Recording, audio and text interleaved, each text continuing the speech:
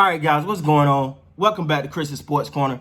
Real quick, man. Hope everybody's having a great Saturday, man. It's a Saturday, it's the weekend. I hope for the people that do get the rest and ain't working today, get to kick your feet up a little bit on the weekend and enjoying yourself and just getting some relaxation, man. Because I know sometimes those weeks can be hard and just get to the weekend and it's another level.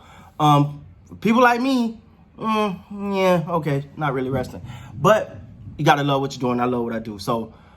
But moving on, man, the Los Angeles Clippers versus the Portland Trail Blazers. Now, let's talk about Portland first. Portland has been on this hot streak, right? Portland has been a team that you're like, whoo, they're heating up and getting dangerous. This is scary because, they're fighting for that 8th seed with an opportunity to play the Lakers, in the first round of the playoffs. And I'm going to be honest, it's making me a little nervous right now when you see them, how hot they was coming into this game. You're like, I don't know if we want this. All right, can we please can we get going? So, but because you see Melo playing the way he's been playing, Dame Lillard, McCollum, Nurkic is back. It just felt like they was grooving. So they come in today. And in the beginning of the game, you start to notice, okay, they're playing well. They got the flow. They ain't missing a beat. Melo going a little early. You're like, okay, this is gonna be good. This is gonna be good. And then you start to watch. You watch this game, and then you realize, wait, so there's no Kawhi Leonard for the Clippers. Obviously they're load managing him. Well, resting. I don't want to say the term load managing right now because right now it's just smart to rest him, get him ready for the playoffs. That just makes sense to me. Rest this guy, get him ready for the playoffs. I have no problem with that. I'm not the people that gonna criticize that. Now, early in the season, you load managing, I got a problem with that. But in this situation, I don't have a problem with that. But then you start to see, you're like, this game, this is one the Trailblazers got to take care of this. And watching this game go back and forth, the one thing you realize early was, oh, this ain't gonna be no easy game. The Clippers are not mailing this in. And so you look at, and obviously Paul George did what Paul George do. He's a great player, and I've actually said he's probably one of the most consistent players since this bubble has started that he's just been there. And then you start to see the guy JaMychal Green show up again, doing his thing, and you're like, okay, I get it. But for Portland, for their playoffs hopes, they change. Because to me, I've said this before and I say it again, I think that this year was built for a team like Portland. There are no more major juggernauts in the NBA, in my opinion. It's two men. It's not the juggernaut that was the Heat, the juggernaut that was the Celtics back in the day, the juggernauts that was Golden State. So a team like Portland is supposed to be able to rise above. Like this is made for them. And I was looking, and today I'm like, okay, they're doing their thing. But every time it seemed like they got a little distance, the Clippers come right back. And they wouldn't let it go. The Clippers weren't just out there playing. So, and watching it, and then they get down to that fourth quarter. Now, I'm gonna make another point about the fourth quarter, but let me tell you what happened with Portland first. So Dame Lillard goes up. He got an opportunity to put the game. I ain't gonna say put it away, but kind of take the lead back, and he missed 2 free throws. Now, he's an 87% free throw shooter, and we all know what Dame time means. If you're a fan of NBA, you know how clutch Damian Lillard is. And so watching that, I was just like, dang, that's not good. That's not good. So they end up, and then he also missed the 3, so he was, ooh, yeah. But, so let's talk about the Clippers. The Clippers pull a ball smooth, man. Let me tell you. So they come in the game and they don't play Kawhi.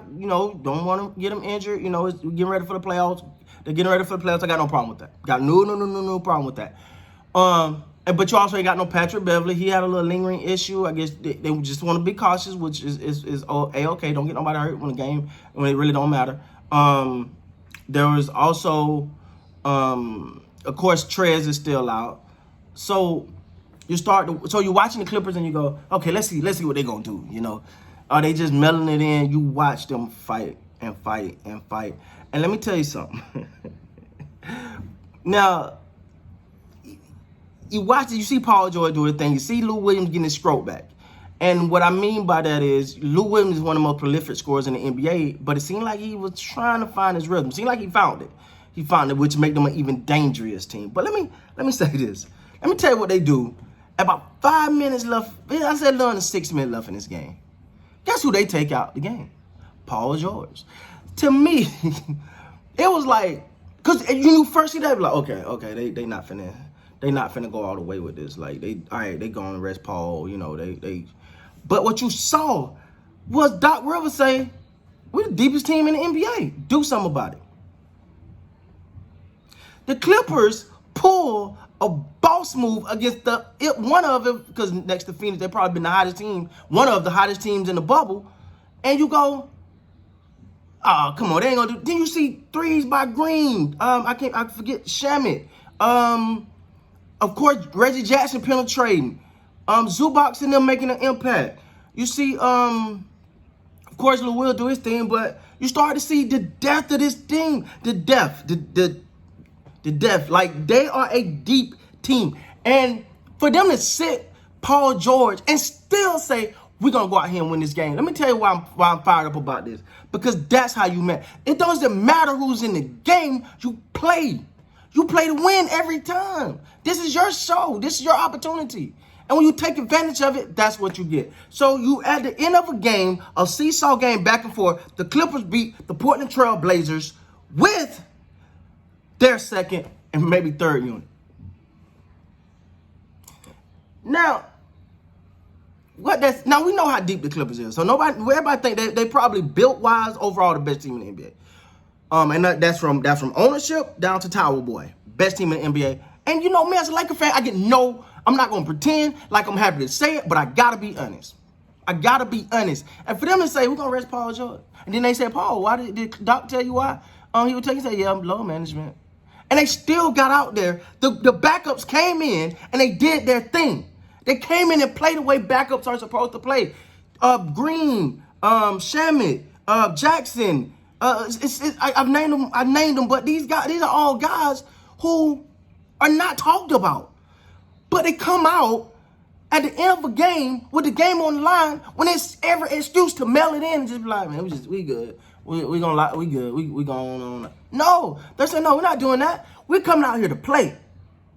And in their attempt, but when they actually did that and won the game against Portland starters. Ladies and gentlemen, I understand how deep that team is, but you can't coach effort. And what you've seen tonight from this afternoon, really, from Portland's second unit, and I think some of them guys might even be on third unit, was effort. They didn't care about Kawhi, Paul George, Patrick Beverley. None of those guys been out. They said, I'm going to come play. I'm here to play. I'm going to give you my all. And, man, you got to take your hats off to a team like that. Now, to Clipper Nation, that was impressive. That was impressive because I'm a fan of work ethic and will. So, I don't know what else to say, man. Congratulations, man. That was dope. With that being said, guys, if you haven't hit that subscribe or like button already, go ahead and do that for me. Until next time, you guys be good, man.